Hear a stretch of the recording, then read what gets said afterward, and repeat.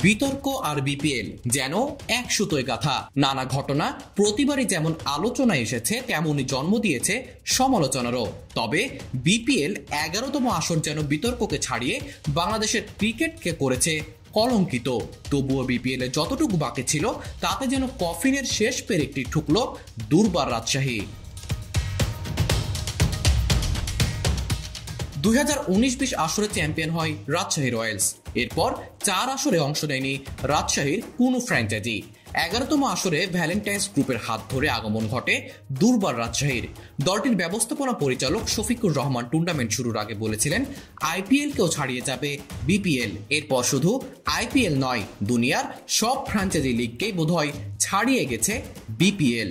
সবসময় বিতর্কের tag BPL এর ঘাড়ে থাকলেও এবার যেসব ঘটনা ঘটেছে তা কোনো আসরেই ঘটেনি। প্লেয়ারদের পারিশ্রমিক না দেওয়া থেকে শুরু, এরপর হোটেল খরচ দিতে না পেরে প্লেয়ারদের হোটেল পরিবর্তন, বিশ্রামের দিনগুলো ঢাকায় থাকা প্লেয়ারদের হোটেল ছেড়ে নিজ বাসায় থাকতে বলা এবং বিমান টিকিট না দেওয়া, এমনকি টিম বাসের টাকা পরিশোধ না করায় প্লেয়ারদের কিট ব্যাগ আটকে থাকা, verified page deactive, team management unreachable এবং কোনো নেগেটিভ ঘটনা নেই যা রাজশাহী এবার ঘটায়নি। বিদেশিদের ডেকে এনে যেন তাদের সাথে ছেলে খেলায় করেছে দুর্বার রাজশাহী। প্রশ্ন ওঠে, বিসিবি তবে করছেটা কি?